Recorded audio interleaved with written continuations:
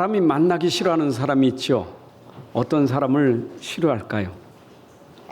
만나면 자기 얘기 많이 하는 사람이 있어요. 좀 잘난 척하고 자기 자랑하는 많이 하는 사람 싫어합니다.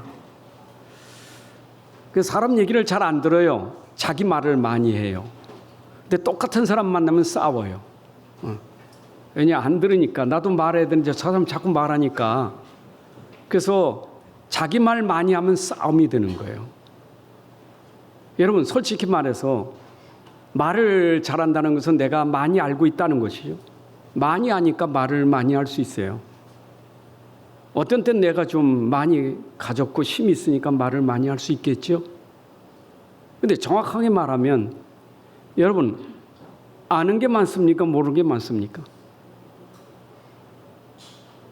아니, 솔직히 말해보세요. 아는 게 많아요? 모르는 게 많아요? 여러분, 가진 게 많아요? 갖지 못한 게 많습니까? 예? 가진 것보다 갖지 못한 게 많잖아요. 할 수 있는 것이 많아요? 못하는 게 많아요?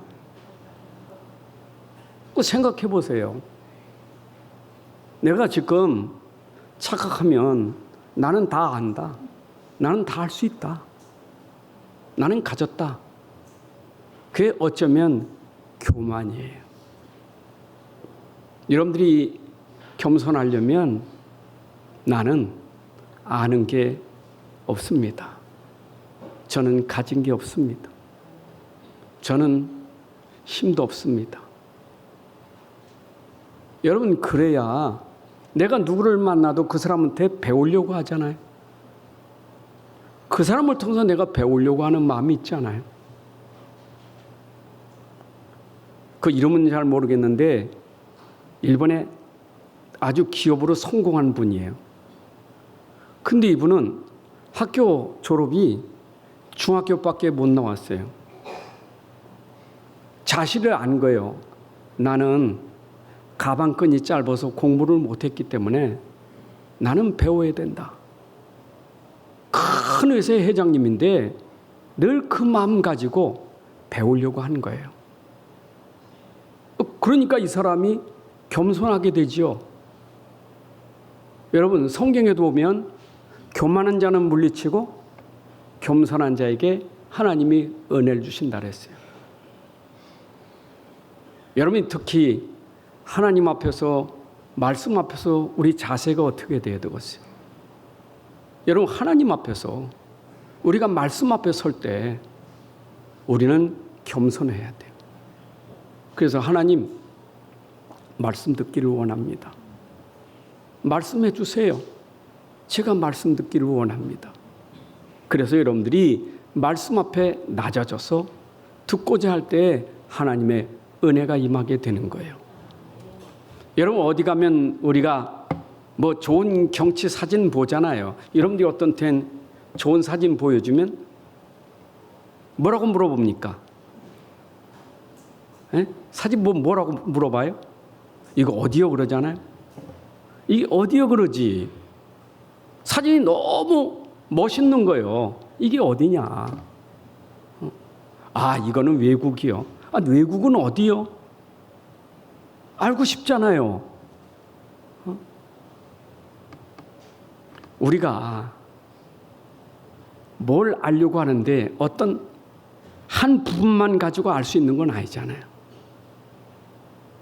옛날에도 우리 예를 들어서 많이 메시지 들었는데 맹인이 코끼리를 만져보니 등을 만졌어.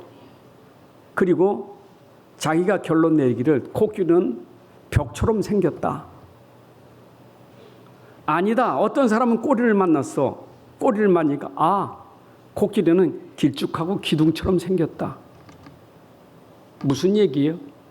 한 부분을 보고 다 한다고 말할 수 있는 게 아니에요. 우리는 착각하는 게 내가 이거 안다고 다 아는 줄 알아.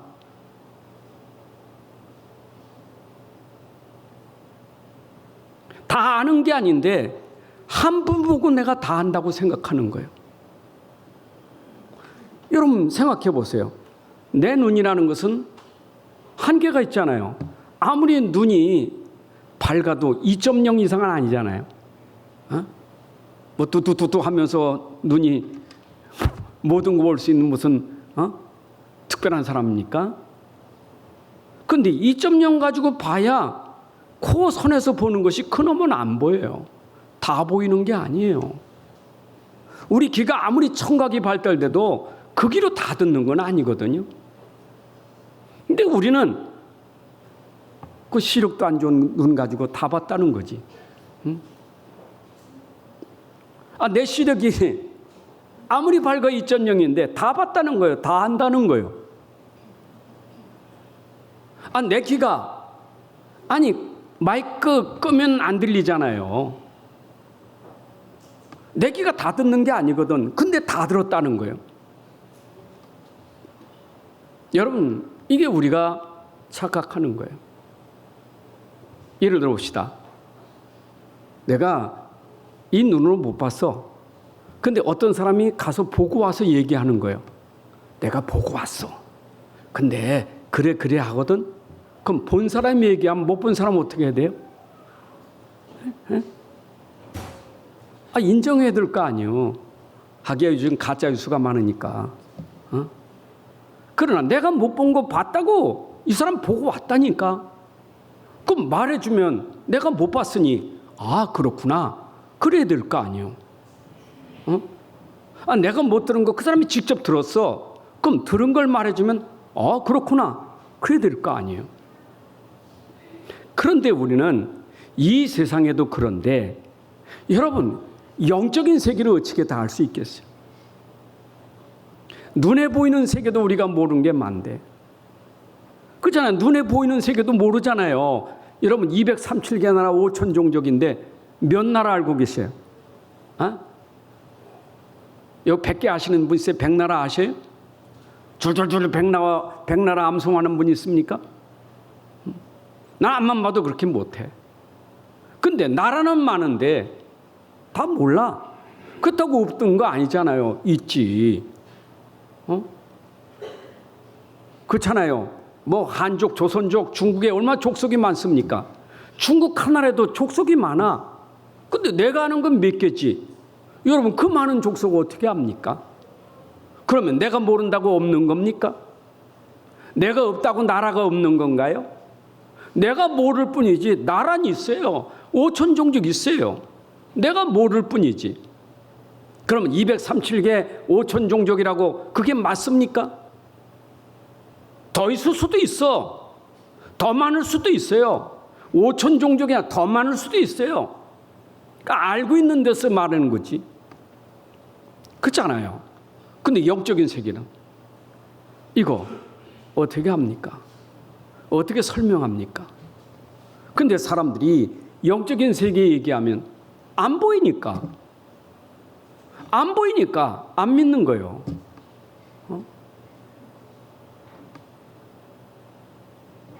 안 보여서 안 믿는 거예요. 없다는 거예요. 그게 시편 14편 1절에 어리석은 자는 그 마음에 이르기를 하나님 없다. 하나님 안 보이니까 없다는 거예요. 여러분 생각해 보세요. 그게 맞는 말입니까? 내 기준에 안 보이면 없는 겁니까? 내가 모르면 없는 겁니까? 그렇잖아요. 내가 몰라도 있는 거고 내가 다 할 수 없는 거예요. 근데 성경에 이걸 어떻게 다 할 수 있겠어요? 특히 영적인 세계는 분명히 있잖아요. 세상 나라만 있는 게 아니에요. 영적인 세계에 있어요. 안 보이지만 하나님 계셔요. 하나님 계셔요. 어떻게 하나님 계신 걸 압니까? 하나님 말씀을 통해서 성경을 통해서 하나님이 계신 걸 아는 거예요. 그렇죠? 그러면 성경은 하나님 말씀하셨고 그 말씀을 통해서 본 자들이 기록한 거예요.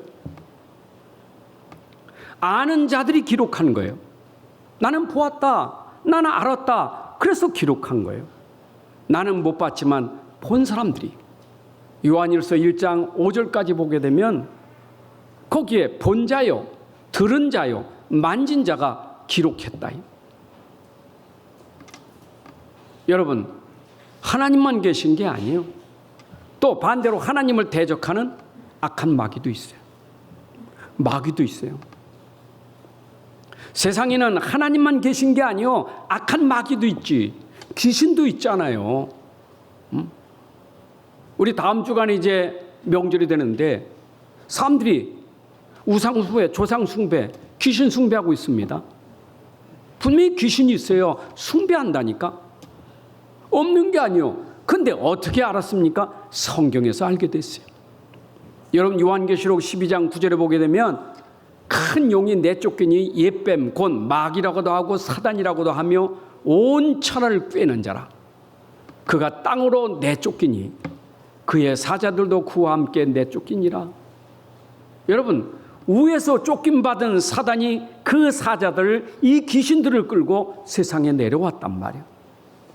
그 성경 있는 대로 지금 이 사탄과 그 졸갱이 귀신들이 이 땅을 장악하고 있는 거예요. 이거는 우리가 믿으셔야 돼. 하나님 말씀이에요. 성경에 기록된 말씀이에요. 오늘 겸손함으로 하나님 말씀 믿으시기 바랍니다. 여러분, 하나님 앞에 겸손해야 돼요. 말씀 앞에 겸손해야 돼요. 말씀 앞에 토를 달면 안 돼요. 말씀을 우리가 그대로 믿으셔야 돼. 자, 그런데 이 세상 왕이 있잖아요. 그런데 이 세상 왕만 있는 게 아니요, 이 세상에 또 사단이 왕이에요. 고린도후서 4장 4절에 그 중에 이 세상의 신이, 이 세상의 신, 이 세상을 주관하는 왕이 있다고요. 이들이 믿지 않은 자들의 마음을 혼미케 하더라. 여러분, 먼저 알아야 될 것, 제가 왜 서론에 이 말씀을 하느냐, 여러분들 오늘도 영적인 사실을 알아야 된다고요. 영적 모르면 안 돼요. 오늘 육신적인 것만 알아서는 안 돼요. 육신적이 필요 없다는 말이 아닙니다. 먹는 거 필요해요. 마시는 거 필요해요. 집도 필요해요. 필요 없다는 말이 아니에요. 그러나 그것보다 더 중요한 영적 사실을 알아야 돼요. 유대인들이 왜 그렇게 방황했습니까? 하나님은 구약의 이스라엘 백성 통해서 우리에게 영적인 비밀을 설명합니다. 그런데 이스라엘이 왜 그렇게 노예가 되고 포로가 되고 왜 고통 속에 있었습니까? 이 사람들이 육신적인 건 너무 잘 알아. 그런데 영적인 건 무지한 거예요. 여러분, 이상하지요? 하나님 믿는 사람이 하나님을 몰라. 율법을 가졌는데 율법을 몰라. 이거 아이러니한 거 아니에요? 아니, 율법 가졌으면 율법을 잘 알아야 되는데 율법을 모른다니까. 그 율법 모르니까 율법주의에 빠지는 거예요. 우리 예수 믿는 사람이 예수 믿는 사람이 예수를 몰라. 이게 아이러니한 거예요. 그러니까 지금도 왜 자꾸 어려움을 당하느냐? 하나님 믿는 사람이 하나님을 모르고 그리스도인이 그리스도를 몰라. 예수 믿는 사람이 예수를 몰라. 그러니까 이스라엘처럼 계속 고통이요. 언제까지? 깨달을 때까지. 여러분들이 진짜 예수 믿는 사람은 예수를 정확하게 알아야 돼요. 예수를 알아야 고통이 끝나는 거예요. 내가 예수를 알고 진짜 믿어버리면 그 능력으로 내 인생의 답이 되는 거예요. 여러분, 그래서 성경의 답은 하나님 말씀이 답이에요. 성경 우리에게 답을 주셨어요. 누가 무엇이 답이냐? 하나님 말씀이 답이에요. 그래서 말씀을 알면 문제가, 진짜 문제가 뭔지 그걸 알게 돼요. 여러분, 성경에서 우리에게 밝히는 게 뭡니까? 문제 있다. 근데 그게 문제가 아니라 진짜 문제 있다. 이게 성경이에요. 진짜 문제가 있어야 진짜 답이 있는 거예요. 왜 답을 놓치고 삽니까? 문제를 모르니까. 그렇잖아요. 아니, 아이들이 학교에서 시험 볼 때 답을 쓰려면 문제를 파악해야지. 아니, 문제를 알아야지. 문제도 잘 몰라. 그러니까 답도 모르는 거예요. 인생들이 지금 왜 문제 몰라요? 성경을 모르니까 문제를 모르는 거예요. 여러분, 성경에서 말하는 문제, 이걸 모르니까 문제를 모르는 거예요. 문제를 모르니까 예수도 안 믿는 거예요. 문제를 모르니까 말씀이 답이 되지 않는 거예요. 그래서 생겨난 게 뭡니까? 그게 우상 종교 아닙니까? 그게 답입니까? 여러분, 우상이 답입니까? 종교가 답입니까? 문제를 모르니까 그게 답인 줄 알아. 오늘도 교회 와서 문제를 모르면 예배당이 답이 아니에요. 여러분이 교회 온 게 답이 아니에요. 우리가 진짜 문제를 알아야 그 문제의 답을 하나님이 말씀하시는데, 그 말씀 바로 예수는 그리스도라는 거예요. 하나님은 인생이 가진 그 문제가 어떤 문제냐? 근본적인 문제, 영적인 문제. 이 근본의 영적 문제, 이거 해결받아야 돼요. 여러분, 여러분들 문제 많아요. 이런저런 문제 많습니다. 그러나 그 문제의 중요한 것은 근본의 문제가 있기 때문에 당연히 올 수밖에 없는 문제예요. 여러분들이 자꾸 문제라고 말하는 것은 내가 근본을 해결받지 못했기 때문에 자꾸 문제라고 하는 거예요. 여러분이 중요한 것은 근본의 답을 찾아야 돼. 그 근본의 답이 예수는 그리스도예요. 그래서 성경은 우리에게 근본을 해결하는 답으로 그리스도를 보내주신 거예요. 이게 하나님의 방법이에요. 자, 보세요. 이스라엘 백성들이 애굽에서 400년 동안 노예살이했잖아요. 430년 노예가 됐잖아요. 그때 그 노예에서 어떻게 구원받았습니까? 하나님이 구원하신 거예요. 근데 하나님이 구원하신 것이 뭐예요? 약속이었다고요. 그 약속이 하나님의 약속 언약이었던 거예요. 그래서 이스라엘 백성들에게 하나님이 약속한 그 언약이 뭐냐? 바로 피 언약이에요. 그래서 이스라엘이 애굽에서 빠져나오게 된 것은 하나님이 약속하신 그 피로 말미암아 해방받게 된 거예요. 여러분, 그 피는 하나님의 방법이에요. 그 피가 뭡니까? 인생의 모든 문제 해결할 수 있는 바로 가장 중요한 핵심이 뭡니까? 피복음이에요. 그 피복음이 십자가의 복음이에요. 그래서 예수님이 십자가에 죽으시고 피 흘리심은 우리의 인생 문제 해결하기 위해서 돌아가신 거예요. 이게 우리에게 답이 돼야 돼요. 그래서 저는 오늘 이 말씀을 전달하는데, 우리가 이 말씀을 전달하기 위해서 중요한 게 뭡니까? 말씀의 흐름을 알아야지. 여러분, 뭔 얘기도 그 얘기가 왜 저 말하지? 왜 저런 말을 하는 거예요? 무슨 말 하려고 저 말하는 거예요? 이래서 성경은 서론, 본론, 결론이 있는 거예요. 그렇잖아요. 여러분, 밑도 끝도 없이 여러분 본론 말하면 이게 뭔 말이에요? 그러잖아요. 본론만 말해. 그러나 본론을 말하기 전에 본론을 말해야 될 서론이 있는 거예요. 그래서 성경에는 우리에게 처음부터 끝까지 다 그 흐름 속에 이 본론을 말하려고 하나님이 전부 서론부터 쫙 말씀을 주신 거예요. 그래서 성경 전체를 우리가 알아야 오늘 말씀을 아는 거예요. 여러분, 성경 전체를 모르고 오늘 말씀을 알 수가 없는 거예요. 도대체 성경 전체에서 우리에게 말하는 것이 무엇이냐? 이걸 우리가 알아야 돼. 66권에서 하나님이 말씀하시고자 하는 게 뭐냐 이 말이요. 여러분, 이 말씀의 핵심이 뭐냐 이 말. 그래서 구약에는 그 핵심이 약속의 메시지예요. 구약의 약속은 뭡니까? 문제 가운데, 근본 문제, 영적 문제 가운데 빠진 사람이 해방받을 수 있는 메시지가 복음이었던 거예요.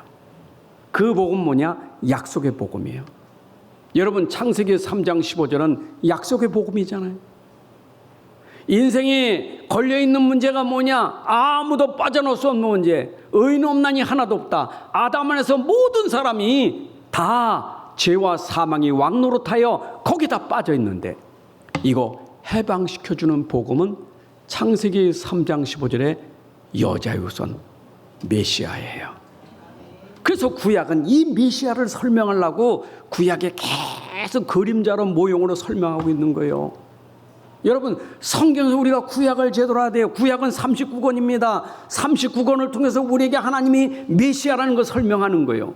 그래서 히브리서 1장 1절 2절 보니까 옛적의 선지자를 통하여 여러 부분과 여러 모양으로 우리 조상들에게 말씀하신 하나님이 이 모든 날 마지막에는 아들을 통하여 우리에게 말씀하셨다.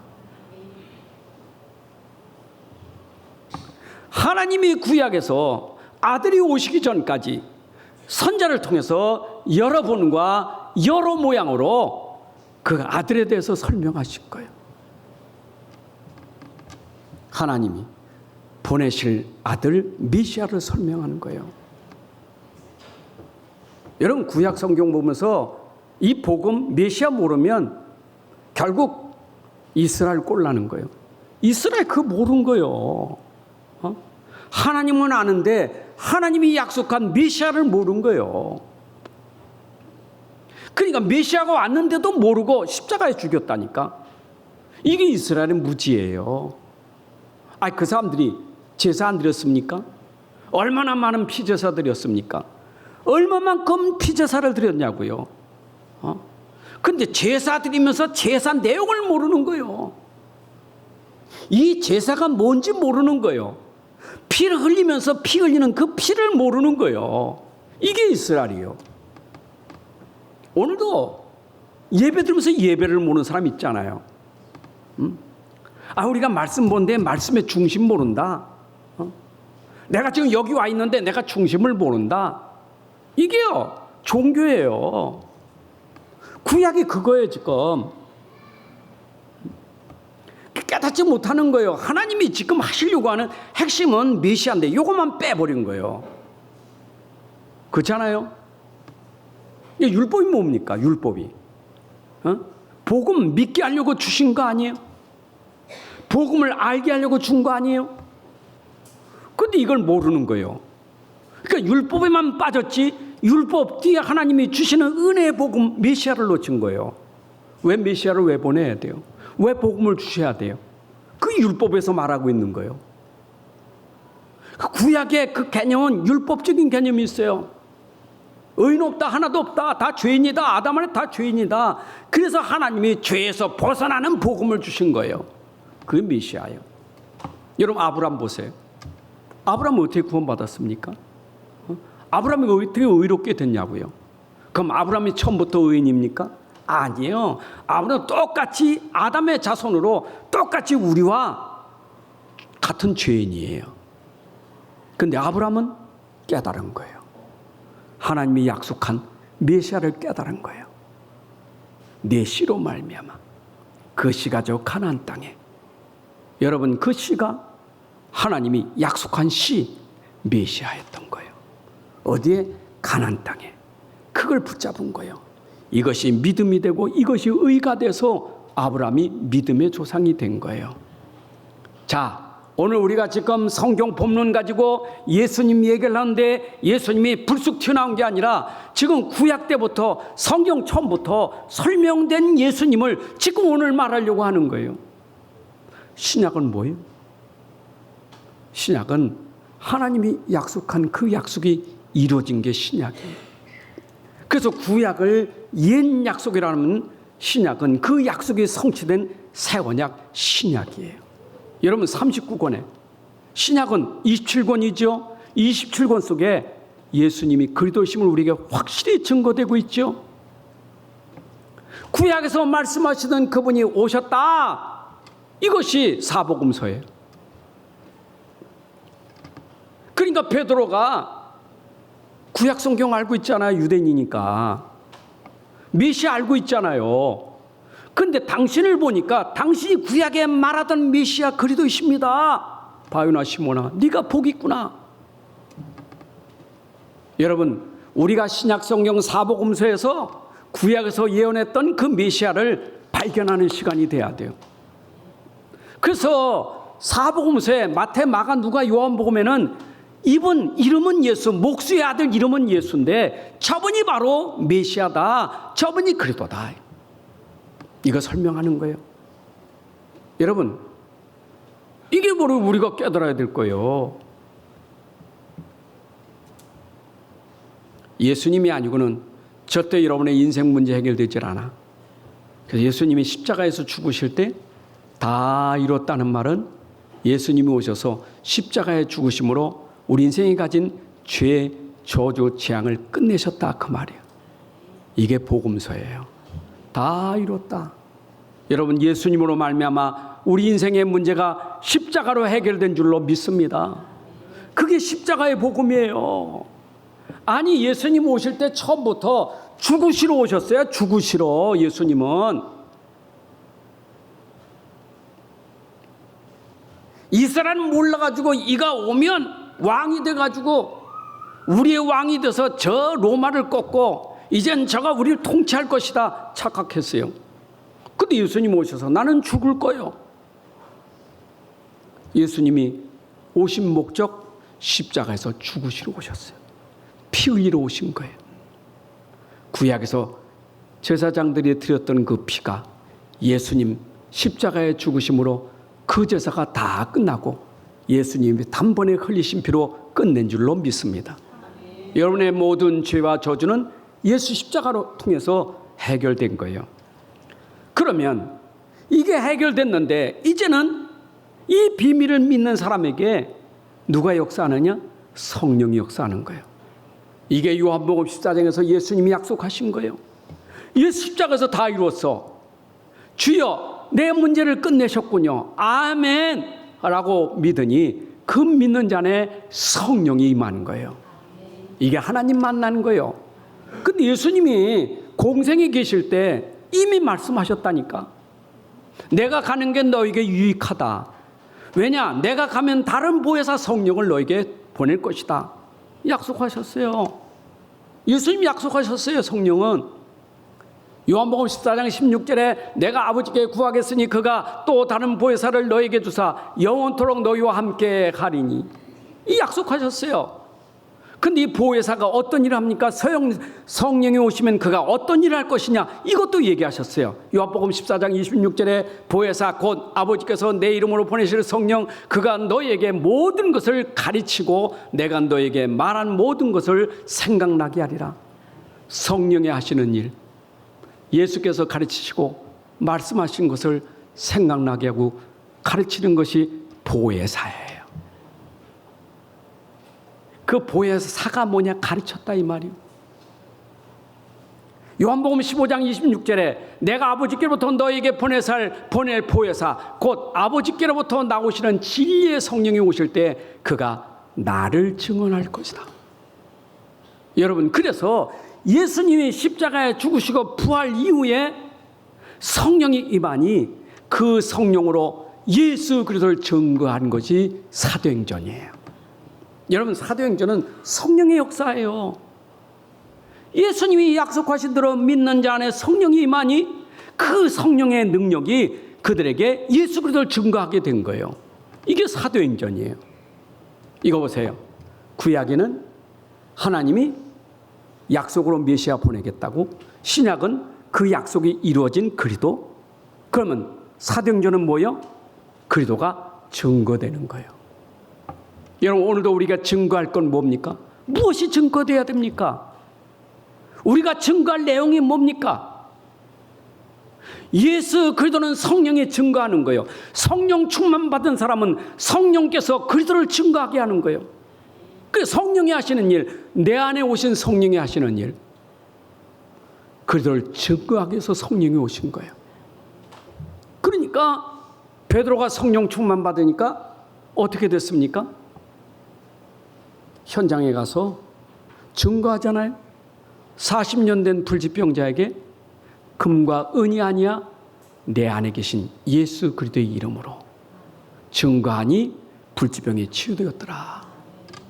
여러분, 빌립이 사마리아 성에 들어가서 증거한 게 뭡니까? 복음의 말씀을 전했어요. 그리스도를 증거하니 사마리아 동네가 완전히 바뀌어 버렸어요.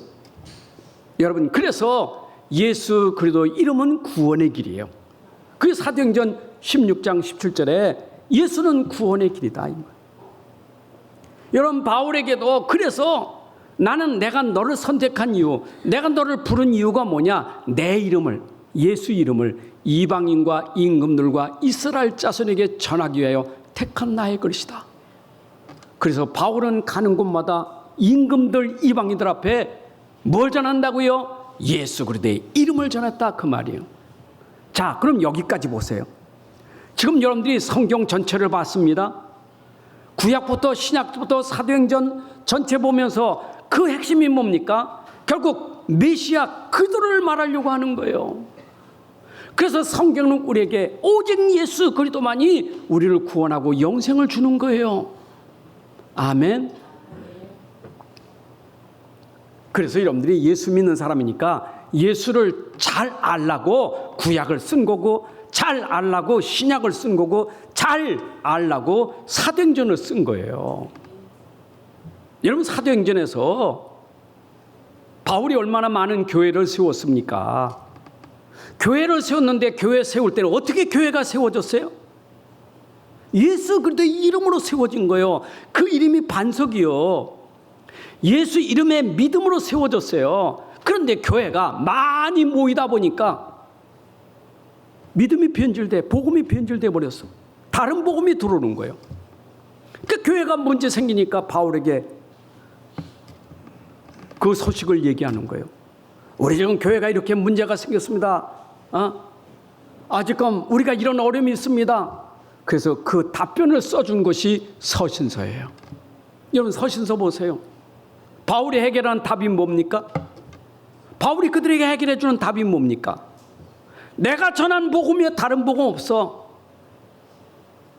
하늘의 천사라도 내가 전한 복음에 다른 복음을 전하면 저주를 받는 거예요. 우리가 전한 복음에 다른 복음 없다. 그게 바로 서신서예요. 믿습니까? 여러분, 갈라디아서 그게 나오잖아요. 우리 사람이 왜 자꾸 문제가 생깁니까? 여러분 속에 갈라디아 2장 20절처럼 내 속에 그리스도가 아니고 나 때문에 문제가 생기는 거예요. 계속 나요, 나. 그리스도가 주인 되고 그리스도가 왕 되면 되는데 이게 안 되니까 계속 문제는 그리스도가 문제가 아니고 내가 문제예요. 그래서 그리스도를 믿으라는 거예요. 이제 내가 믿는 믿음이 뭐냐? 내 안에 계신 그리스도를 믿는 그 믿음이 나를 구원하고 그 믿음이 현장을 살리게 되는 거예요. 이게 성경의 핵심이에요. 자, 그런 속에 오늘 우리가 마태복음 봅시다. 여러분, 마태복음은 왕복음이라 그래요. 그들은 참 왕이시다 이 말이에요. 왕으로 오신 분이다. 이게 마태복음에서 왕이신 그리스도를 설명하는 거예요. 여러분, 그리스도는 왕, 제상, 선지자잖아요. 그런데 마태복음에서는 왕을 강조하는 거예요. 유대인들은 지금 유대인들에게 쓴 편지, 마태복음은 유대인들 중심이요. 유대인들이 메시아 왕을 기다리니까 진짜 메시아는 여기 있다. 예수가 메시아 왕이다. 이거 설명한 게 마태복음이에요. 여러분, 마태복음 1장에서 나오잖아요. 예수는 누구의 계보라고요? 아브람과 다윗의 자손 예수 그리스도의 계보라. 다시 말하면 예수는 왕의 족보를 통해서 오셨다 이 말이에요. 혈통으로도 왕의 족보요, 영적으로 그는 참 왕이시다 이 말이에요. 자, 그러니까 왕이라는 것이 선포되잖아요. 현장에 왕이 동방박사를 통해서 유대인이 왕이 왔다니까 제일 두려운 게 누구냐? 그 당시에 헤롯 왕이요. 마태복음 2장 1절 2절. 헤롯 왕 때 예수께서 유대 베들레헴에 나심에 동방으로부터 박사들이 예루살렘에 이르러 말하되 유대인의 왕으로 나신 이가 어디 계시냐? 아니, 지금 헤롯이 왕인데 유대인의 왕이 왔다는 거요. 이게 지금 얼마나 지금 두려운 일입니까? 그래서 이때 헤롯이 그 왕을 죽이려고 하다 보니 어린아이들을 많이 죽이게 되는 거예요. 여러분, 이 왕이 오심을 왕이 오신다, 왕이 행차하신다 라고 알려준 사람이 누구냐? 그게 세례 요한이에요. 왕의 길을 알려준 사람. 마태복음 3장 1절부터 3절에 그때 세례 요한이 이르되 유대의 광에서 전파하여 말하되 회개하라 천국이 가까웠느냐 하였으니 그는 선자 이사야를 통하여 말씀하신 자라. 일러스되 광야에 외치는 자의 소리가 있어 너희는 주의 길을 준비하라. 그가 오늘 길을 곧게 하리라. 세례 요한은 이사야 선자가 예언한 것처럼 왕이 오시는 길을 예비한 사람이라고요. 그래서 세례요한이 그랬잖아요. 나는 빛이 아니요 참빛, 그분이 바로 왕이신 그리스도시다 이 말이에요. 자, 그러면 왕의 능력이 나타나잖아요. 마태복음 4장 1절에 보니까 그때 예수께서 성령이 이끌려 마귀에게 시험을 받으러 광야로 가사. 여러분, 그 땅에 장악하고 있는 마귀가 왕이요. 세상 왕 바알세불, 이 귀신이 바알이 지금 땅을 장악했다고요. 공중곳에 잡아내가 땅을 장악한 거예요. 누가 이 땅에 이 왕을 꺾을 수가 있겠어요? 이 마귀 권세를 누가 꺾을 수 있겠느냐고요. 그래서 마태복음 4장 1절에 왕으로 오신 분이 마귀에게 시험 받기 위해서 끌려갔으나 4장 11절 결국 마귀가 시험 3번이나 시험했지만 사단아 물러가라. 마귀를 꺾고 11절에 이에 마귀는 예수를 떠나고 천사들이 나와서 수종 들더라. 여러분, 마귀가 떠나가는 역사가 예수 이름이에요. 지금도 예수는 이 땅에 마귀를 꺾는 왕이시라니까. 그건 믿으라는 거예요. 지금 여러분들이 서두에 계세요. 아이, 뭔 마귀가 있냐, 뭐 하나님이 있냐. 예, 하나님 마귀 있어요. 아니, 성경에 있으면 있는 거지. 안 그래요? 성경에 하나님 있으면 있는 거지. 마귀 귀신이 있는 거 아니에요? 그러면 이 사단 마귀는 뭔 일을 합니까? 하는 짓이 뭡니까? 하나님을 대적하고 예수 믿는 것을 방해하고 복음을 방해하고, 그게 마귀가 하는 일 아니에요? 그럼 뭐 하는 거예요? 사람들을 붙잡아서 죽이고 멸망시키는 일이 마귀 일이 아닙니까? 그래서 예수님이 오신 것은 뭐예요? 마귀를 멸하시고 우리를 구원하실 왕이시다 그 말이에요. 자, 그런데 이 왕은 어떤 분이냐? 그분은 빛이 있는 왕이에요. 빛이신 왕이라니까. 마태복음 4장 16절에 흑암에 앉은 백성이 큰 빛을 보았고 사망의 땅과 그늘에 앉은 자들에게 빛이 비추었도다. 여러분, 흑암에 사망의 그늘에 있는 자에게 빛이 임했다. 흑암의 어둠에 이 어둠 세력 죄와 사단의 권세 아래서 눌려있는 자들에게 빛이 임했느니라. 여러분, 그 빛이 임하니 흑암이 물러가고 하나님 나라가 임하는 거예요. 아멘. 그래서 요한복음 1장 9절에도 참빛 곧 세상에 와서 각 사람에게 비치는 빛이 있었나니. 여러분, 그분은 참빛 참왕으로서 흑암을 꺾고 우리를 구원한 자이시다 그 말이에요. 아멘. 근데 왕이 오셔서 이제는 이걸 꺾고 이제는 자기의 일을 위해서 신하를 부르시는 거예요. 그게 제자들이요. 왕의 일을 할 사람들, 그게 제자들이요. 왕의 신하, 왕의 제자들이라니까. 그래서 마태복음 19장 20절에 보니까 말씀하시되 나를 따라오라. 내가 너희를 사람 낚는 어부가 되게 하리니 그들이 곧 그물을 버리고 예수를 따르니라. 여러분, 예수님 따라가는 제자요. 근데 예수님 따라가는 제자들이 다니면서 봐야 될 거 아니에요. 그래서 예수님이 하시는 사역을 거기서 보게 됩니다. 예수님이 하시는 사역을 보여주는 거예요. 너희들이 앞으로 이런 사역을 해야 될 것이요 하고 예수님이 모범으로 보여준 사역이 무슨 사역입니까? 그게 마태복음 4장 23절. 예수께서 온 갈릴리에 다니시며 그들의 회당에도 가르치시며 회당에서 가르치시며 천국 복음을 전파하시며 백성 중에 모든 병과 모든 약한 것을 고치시니. 예수님의 3대 사역, 제자들이 해야 될 3대 사역, 우리가 237 5천종 살릴 복음 전파가 돼야 돼. 그리고 이 복음 속에 들어온 사람들을 가르쳐서 제자화시켜야 돼. 그리고 병든 자들을 치유해야 돼요. 이게 바로 예수님 사역을 제자들에게 훈련시킨 거예요. 아멘입니까? 그런데 예수님이 이제는 제자들 직접 모아놓고 왕으로서 선포한 메시지가 마태복음 5장, 6장, 7장의 산상보훈이요. 이건 왕의 메시지요. 왕이 선포하는 거예요. 왕이. 이스라엘 왕이 지금 선포하는 거예요. 5장이 뭡니까? 세상이 모르는 것, 세상 왕들이 모르는 것. 세상 왕은 기껏해야 육신적인 거예요. 세상적인 거 아닙니까? 바리새인들이 모르니까 세상 것 따라가잖아요. 세상 왕을 추구하고 있잖아요. 이가 우리의 메시아가 되면 우리는 잘 먹을 거요, 잘 살 거요. 그게 바리새인들 아닙니까? 그래서 바울이 마태복음 5장에서 그거 말고 니들이 진짜 복이 뭔 줄 아느냐? 그거 다 버려야 돼. 나를 믿는 것이 복이에요. 예수 믿는 게 복이에요. 심령이 가난한 자, 여러분 속에 동기, 계산 다 버리고 예수님 믿으면 하나님 나라가 임한 줄로 믿습니다. 이게 행복이에요. 우리가 진짜 믿어야 될 게 뭔 줄 알아야 돼요. 6장은 뭡니까? 사람들이 자꾸 틀린 거 하거든요. 틀렸으니까 틀린 거 할 수밖에 없지. 육신적인 사람은 육신적인 기도할 수밖에 없잖아요. 그래서 영적인 사람은 영적인 기도를 해야 돼. 그것이 마태복음 6장이에요. 너희가 기도할 때 영적인 기도하라 이 말이에요.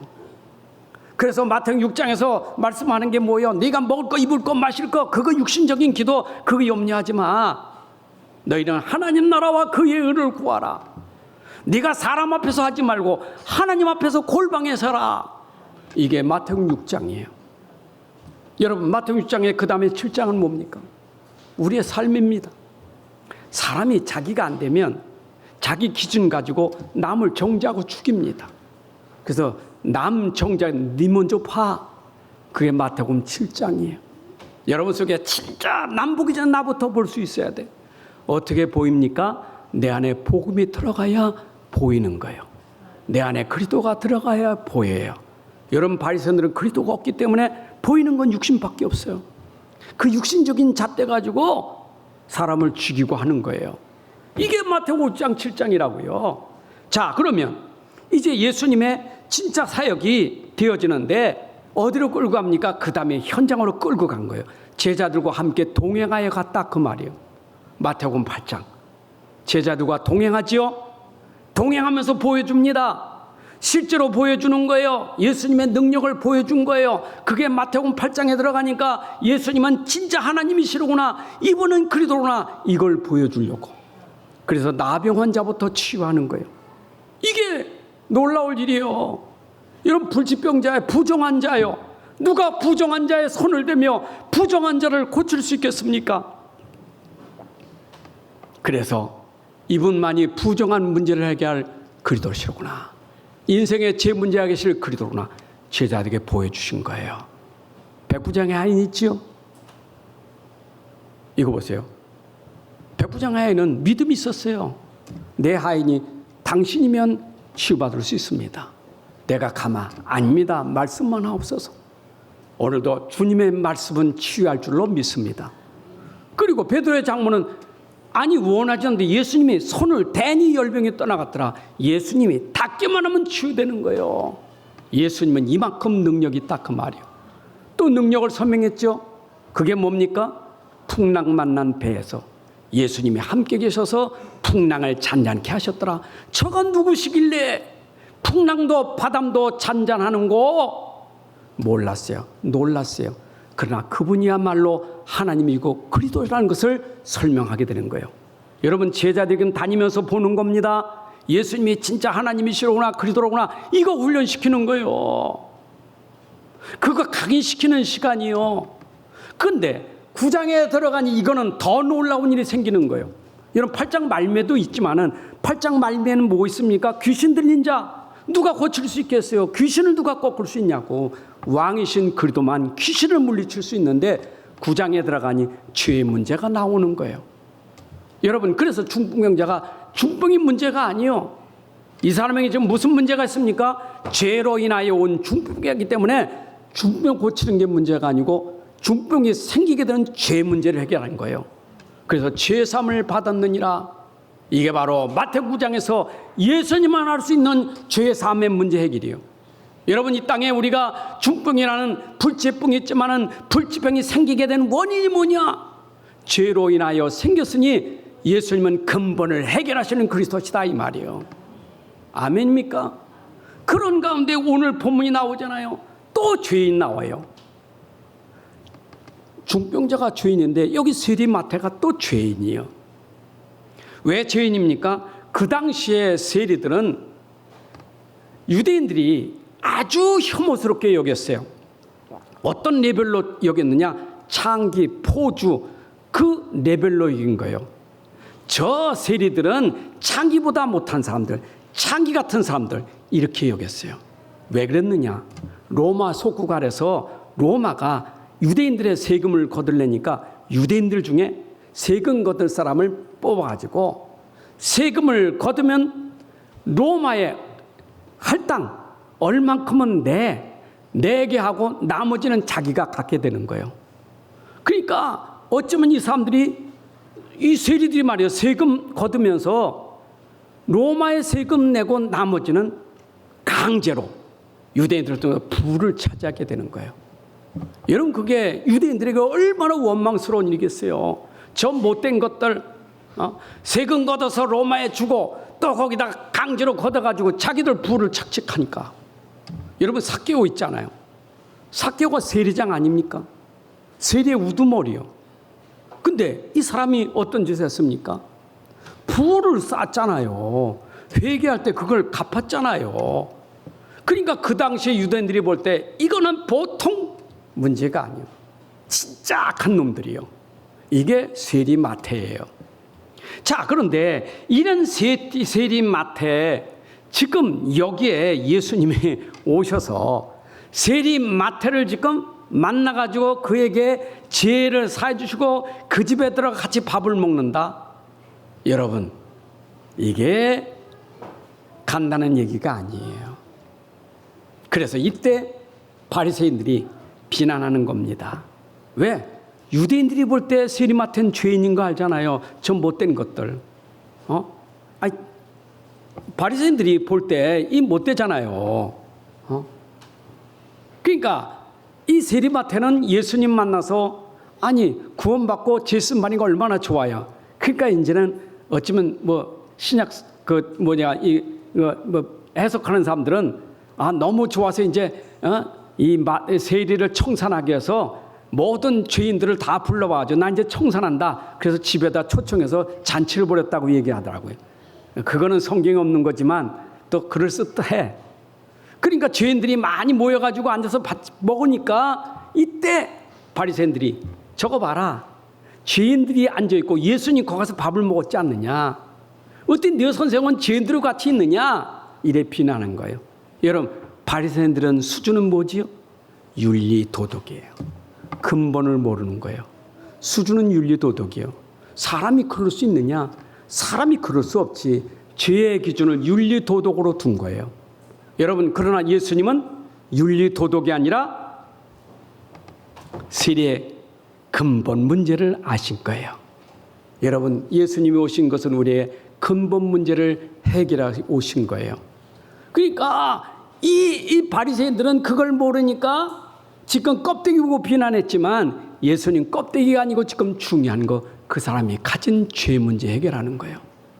근데 비난할 때 예수님이 하신 유명한 말씀 있죠? 오늘 13절 14절에 보니까 뭐라고 말했습니까? 예수님이 12, 13절에 예수께서 그들이 하는 말을 들으시고 건강한 자에게는 의사가 쓸데없고 병든 자에게 쓸데있느니라. 너희는 가서 내가 긍휼을 원하고 제사를 원하지 아니하노라 하신 뜻이 무엇인지 배우라. 나는 의인을 부르는 것이 아니고 죄인을 부르러 왔노라.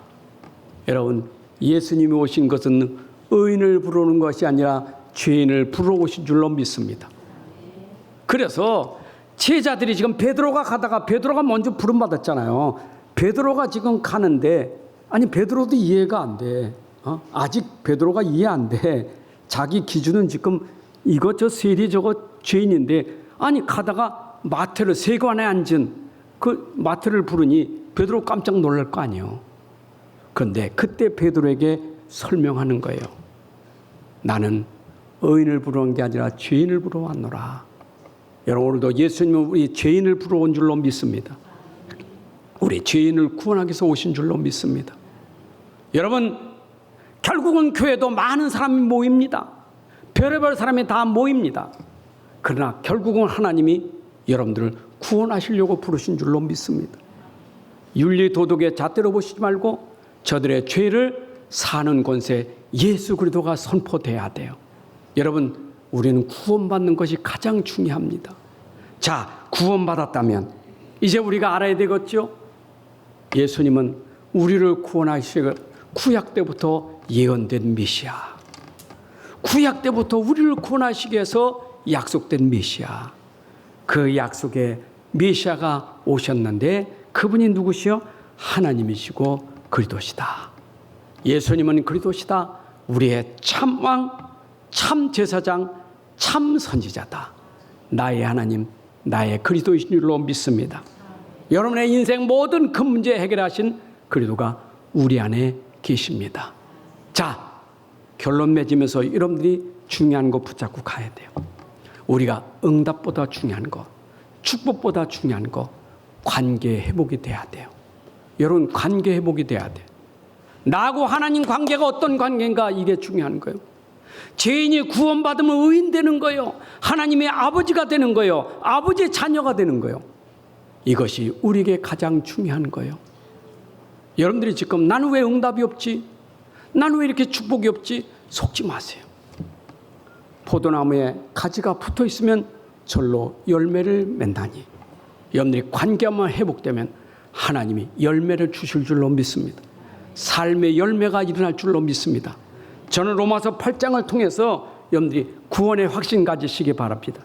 8장 2절에 보니까 뭐라고 말합니까? 그래도 예수 안에는 생명의 법이, 성령의 법이 죄와 사망의 법에서 해방을 얻었느니라. 여러분, 그리스도로 말미암아 해방된 줄로 믿습니다. 해방됐어요? 그리고 8장 15절 16절에 보니까 이제는 너희가 다시는 무서워하는 종의 영을 받지 아니하고 양자의 영을 받았으니 우리가 아빠 아버지라고 부르짖느니라. 성령이 친히 우리 영과 더불어 우리가 하나님의 자녀인 것을 증언하느니라. 여러분들이 예수 믿는 순간, 예수님 내 안에 오는 순간 하나님이 우리 아버지, 우리는 아버지의 자녀, 이걸 아셔야 돼요. 근데 하나님의 자녀가 고난을 받는다? 로마서 8장 18절에 생각컨대 현재의 고난은 장차 우리에게 나타날 영광과 비교할 수 없느니라. 여러분 속에 그리스도가 계시다면 고난을 받아도 그 고난은 장차 나타날 영광과 좋게 비교할 수 없느니라.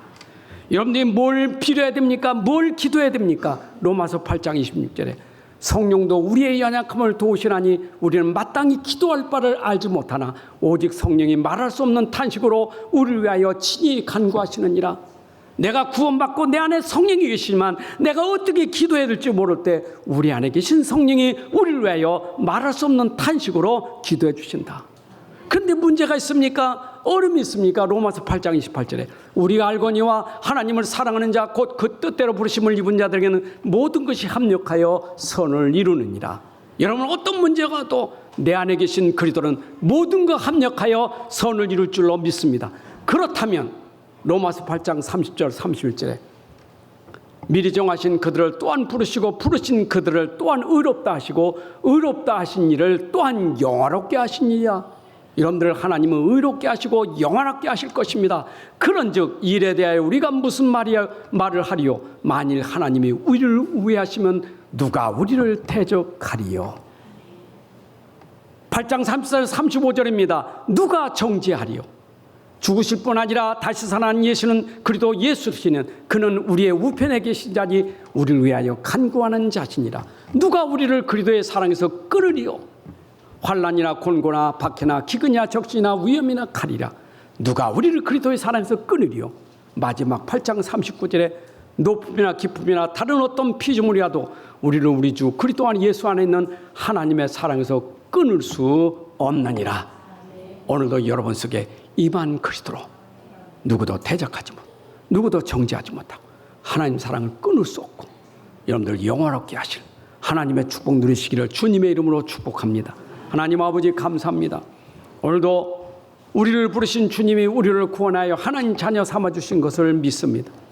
이미 성경 속에서 우리에게 약속하신 메시아가 이 땅에 오셔서 제자들과 함께 동행하시며 그가 그리스도이심을 깨닫게 하시고 이제 이 사실을 믿는 우리에게 성령이 오셔서 지금도 우리에게 그리스도를 증거하게 하시고 믿게 해주시니 감사합니다. 내 안에 계신 그리스도는 나의 왕이시고 나의 주이시고 나의 하나님이심을 믿습니다.